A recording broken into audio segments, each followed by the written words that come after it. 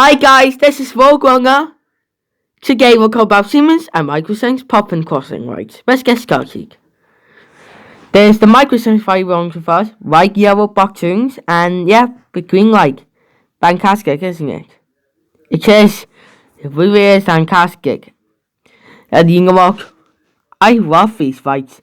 You know it has the beeping sound, but the green light was fluffy, and I haven't been crossing of these before, but I do not think we'll cross her than this time when we're crossing these lights one day.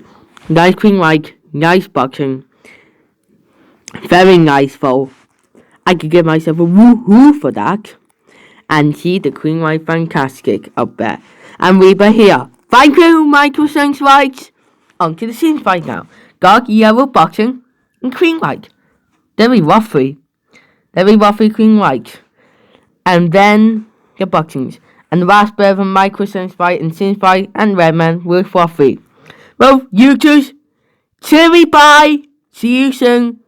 Thanks for watching. Subscribe, hit notification bell, share, and hit the notification bell. And I meant like as well. All the rest visit www.youtube.com/Rogue traffic lights and adventures.